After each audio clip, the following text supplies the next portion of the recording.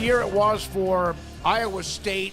Did not win the Big 12 title, but they made themselves a great run. First time with ever 10-plus wins, 11-3 overall. And so they return for 2025, and, of course, expectations are sky high with Matt Campbell. Craig Smoak, the 2025 Cyclones schedule. Yeah, I mean, as you mentioned, they finished 11-3 last year. Not that every year carries over, but it was a historic year. First time past 10 wins or getting to 10 wins, and then to surpass that by beating Miami in the Pop-Tarts Bowl and being able to be right in the middle of what is probably the most well-known non-major bowl game now at this point, just social media-wise, I would say. It's definitely the one that markets the best and gets the most out of its marketing and just its whole atmosphere. So they were able to be the champions of the Pop-Tarts Bowl and beat a very good Canes team. Big top 15 win there, finished in the top 15, and runners-up in the Big 12, as you mentioned. So it was a really banner year for Iowa State. But, man, that Big 12 championship game, I don't even know how much we really talked about at the time because that was December, and I don't know. But just, wow, to get there and to have that opportunity again, and then for Arizona State to be just so dominant. I was not expecting that. 45-19. That was just crazy to me how lopsided that was. So that left a bit of a bad taste in your mouth, but it was a big deal to get there, big deal to then go and beat Miami to close out with a win. So how do they carry all that over? It starts with Rocco Becht. I mean, he's back. We're not going to get into the breakdowns on the team. That's for later on this year, but they do have a good number of starters back on both sides, and so they will open up with a unique first game, unique for them and another Big 12 opponent, as it will be conference play right out of the gates. In Ireland, the Aer Lingus College Football Classic, Iowa State and K-State Farmageddon over on the Emerald Isle, and that is how things open up, and that right there is one of the more unique games every year in college football because you start earlier, you have that platform kind of to yourself, that spotlight to yourself, but man, you talk about ratcheting it up. I mean, playing K-State to start the year, conference game to start the year, overseas, that's just a really interesting way to kick things off, and so that's how they will begin things, and that alone will be a mighty fine test right out of the gates. Yeah, I can't wait for that game. I enjoy watching it almost every year. Last year notwithstanding. And the year before. Yeah. Yeah. Smokey and I have been victims of that. Craig, I was thinking about Iowa State, Kansas State. I was like, what bothered you about that? No, you're talking about the Ireland game. The Ireland game. Craig, I really hope for your sake and Garrett that LSU and Oklahoma never play in that thing because it's as excited as you get about it, it's just going to let you down. So for Iowa State and Kansas State fans, I'm going to warn one of you. You are going to be so mad they went to Ireland after being so excited they were in Ireland. but it's great. It's a great way it's a great showcase for the Big 12 to start the season with two of its better teams, one of its biggest rivalries starting off the year, and it seems both fan bases are fired up about it. So. Yeah, so it's an interesting start. They've been playing for over 100 years. First time, obviously, to play that game overseas, and so it's very clear. Everybody listen, this is a conference game. Mm-hmm. It's a conference game. This counts towards the Big 12 standings. So just making that clear so there's not confusion because we had some of those crossovers last year. But this is a conference game that will count right out of the gates. So Iowa State's won the last two with K-State. They won 4 out of the last 5 against K-State, so that'll be a big game for both. And talk about your difficult schedules right out of the gates. Well, they turn around from the Ireland trip, and they will get a little bit of a break at some point because they will technically have 3 bye weeks. So that is one of the unique parts about their schedule since they do start early. But after starting, does it look like it? Am I looking at the different thing? It looks like they play the next week against South Dakota. They do, but there will be 3 bye weeks eventually. Okay, yeah. Okay. So that is one of the unique parts of that schedule because they start a week earlier than everybody. So they do play the following week after Ireland, which will be interesting because, I mean, all that travel, how does that come into play? There's not a big break.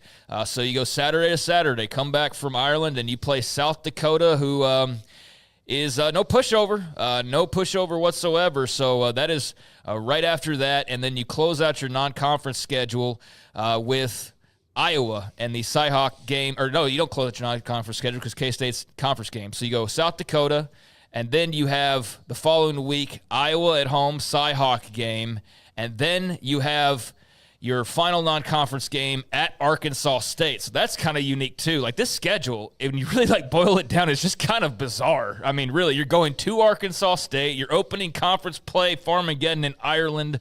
You got 3 bye weeks, South Dakota at FCS semifinalists, the Cyhawk game.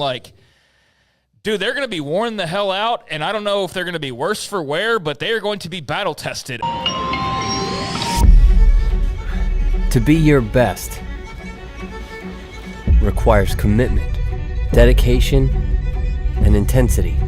It's what defines elite athletes and inspires Airwave to find new ways to optimize your performance.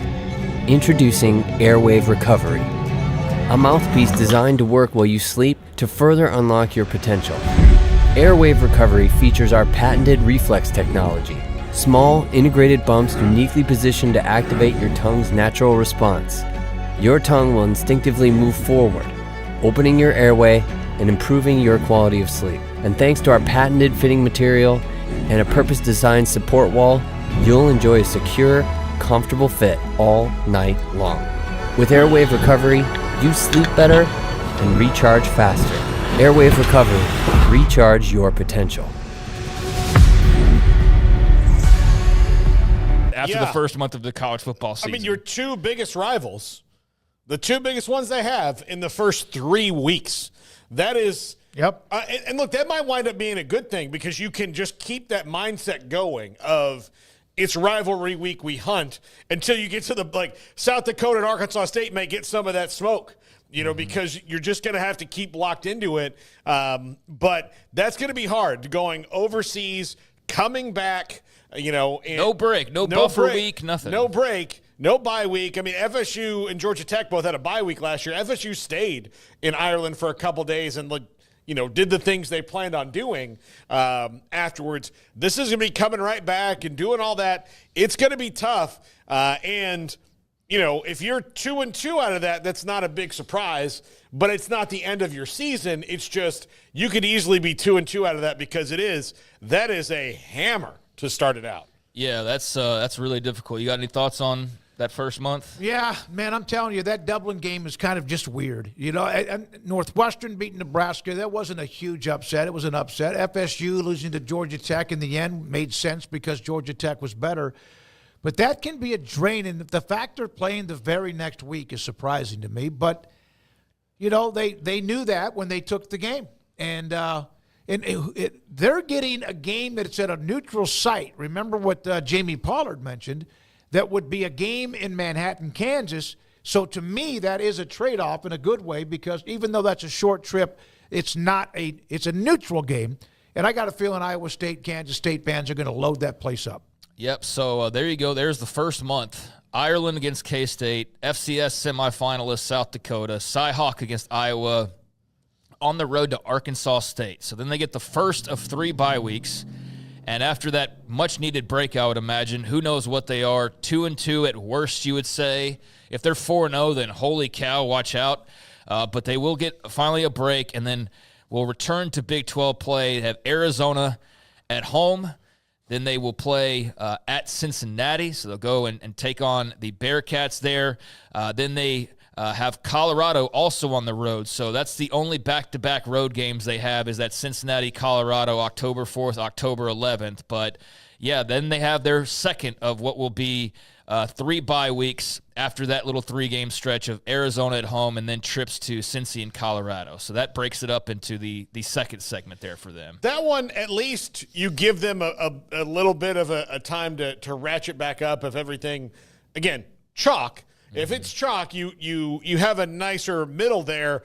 But then again, they don't do any favors on the backside of that. So this is where you got to go 3-0 in these, to me, to stay in it. You can't lose any single one of these games unless you're 4-0 out of the gate.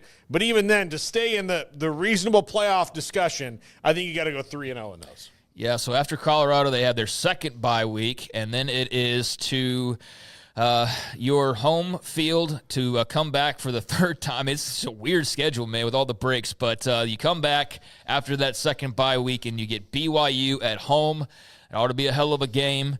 You turn around, you get Arizona State also at home, so back-to-back home games against two of the better teams from last season at least. And then you're at TCU on Saturday, November the 8th, and that's another thing I'll mention, all Saturday games. Every game's a Saturday game for Iowa State, so nothing in terms of Thursdays, Fridays, none of that.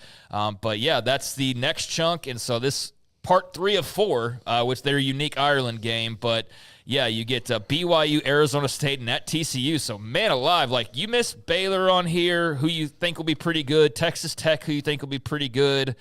Beyond that, though, man, BYU, Arizona State, K-State, I mean, you're playing a lot of the good teams on paper, and this is an on-paper exercise. But, yeah, there you go. There's the third wave, BYU, Arizona State, and then 2 TCU, and then your final break before the end of the regular season. Yeah, I just think that – if you come through that middle one all right, you got to hit the ground running because you are playing also, returning quarterback to start off the season. An improvement at quarterback at Iowa with Gronowski, who's coming in there. Returning quarterback in Noah Fafita. Yeah. Returning quarterback in Brendan Sorsby. Yep. New quarterback, then Retzlaff, Levitt, and Hoover in 3 weeks. That's a lot of experience on the offensive side of the ball. That might be the 3 best quarterbacks. I mean, arguably. I mean, Avery Johnson or Sawyer Robertson, but those 3 are solid quarterbacks. Yeah, and they've got Rocco Becht, who's one of the best too. But it's gonna be tough all the way through. Like they have 2 teams on the schedule in the Big 12, Colorado and Oklahoma State, that will have new quarterbacks. All the rest have seen them before, know them. There's experience on the team. Now, Iowa State, BYU, Arizona State probably bring back the most from a year ago, so they're probably better prepped than most. But even still, I mean, this is a battering ram of a schedule in 2 parts. So, well, the games with BYU and Arizona State being at home, and obviously Kansas, but that does give you. Well, they do have the long trip. Arkansas State's not long. Cincinnati's not really that far. I don't think it is from where Ames is. Colorado's a little bit of a jaunt, but they're pretty much contained in the middle of the country. Ames to Cincinnati is 9 hours. Is it? Well, that's in an airplane. I think we all forget just kind of the Midwest because we're not as well versed with it of just how far some things are. Because on the map, it maybe doesn't look like they're that far. But in an airplane, a charter flight. Yeah, they're going to charter, but it's still, if you're a fan, that's a 9-hour drive if you're trying to go to that game. So it's not next door. But. Yeah, they can't like the Iowa game is what kick-started this year, right? Yeah. That's well, they've had success in that game as of late. That's a big. Think about beating 2 teams that are huge rivals if you can the first 3 weeks of the season with K-State and Iowa. Well, that's the goal. Yep. I mean, that's what you hope to do, and that's what you'll need to do. But then you finally come back after your 3rd bye week, and you have the 4th and final chapter of the regular season, and you will play 2 games to close it out: home against Kansas, and then you will travel to Stillwater on November 29th. And close up shop against Oklahoma State. And at that point, I don't know where they will be. It's very hard for me looking at this, and we're doing on paper here with a lot of blanks not filled in yet. But I'm not rolling back 10-win predictions again. I feel like, 8's probably a fair thing to say as far as optimistic. I haven't gone through game by game. But last year they got off to the terrific start and dropped a couple in the middle of the year. One again had that Arizona State loss in the Big 12 championship game. They were pretty solid throughout. It's harder to see that with this scheduling, but who knows? I mean, we have no idea who's going to be better or worse or any of that. But on paper, this is a tough ass schedule, man. Yeah. Like this is a tough ass schedule where you basically play the majority of the quote unquote teams that are expected to be better. Now, maybe you luck out on not playing West Virginia. Maybe West Virginia ends up being really good, or Baylor or somebody like that. But you're going to get K-State. You're going to get Arizona State. You're going to get TCU. This is going to be a real test for them, and a lot of traveling, with the overseas game to start things off with. But there's your schedule for Iowa State, so quite the challenge ahead. If you make it all the way through to the Big 12 championship game, it's highly likely you're going to see one of those tough teams that you already beat again, or one of the tough teams that you didn't have to. So say it's Tech's year. You didn't have to see him. Well, you got to play him in the Big 12 title game. Yeah, like you play. Yeah. Tech or Baylor or Baylor. Because you play BYU, you play Arizona State, you play TCU, you play Kansas, you play Kansas State. So I mean, somebody that maybe we're not thinking of that's better than expected could throw a wrench in that, and you play them instead in the Big 12 championship game. But outside of that, like getting to the Big 12 championship game, if they do that for a second straight year, will be pretty impressive on paper, because it's hard to kind of see the same type of wins from last year carrying over to this season, and that's not how it works anyways. But you have the starting quarterback, you have the longevity of your head coach and just the system and all of those things. Exactly, the culture, the system, it's entrenched in the way they go about doing their things. You said if there's a Big 12 team that's better than we think, which means that probably two of those teams on that list right there, no matter home or away, will be a part of that just because of the trends. This schedule could look differently. It could look a lot easier if you were to see some of those teams, like K-State's not quite as good, but we won't know that in week one. And so over time, maybe that's the case. But certainly on paper, it is a tough schedule with a lot of intriguing matchups. And I think that let's see. I mean, the Ireland road trip's probably what everybody's saving up for, right? But going to Cincy, going to Boulder, Fort Worth's a good trip for Iowa State fans, and Stillwater's a great little venue, although I don't know what that'll be like by the end of the year. I mean, is Gundy still in charge? Like, we don't know, but there you go. So Iowa State, hard to see them replicating last year's success in the regular season, but on paper, that's what we're looking at. Could be a different story when they actually roll the ball out in real life. Would you take right now with that schedule the Cyclones a repeat of 11-3? Absolutely not. No. Absolutely not. No? No. Okay. I don't know how to make it clear. Hell no. I mean, no, I'm not taking them to do 11-3 again. I mean, I won't rule it out entirely. I think you guys misunderstood me. Would you take it? If you're Iowa State, it's the best year you've ever had. Of course you would. Yeah, but you got to start putting those together somewhere. Okay, but I get that, but this is like, I mean, you just did that. So it's not as though, like, you're trying to carry this over the course of the decade. I get what you mean, but we also have to be realistic that they'd never won 10 games before. They won 11. So, you would take that playing in the Big 12 championship game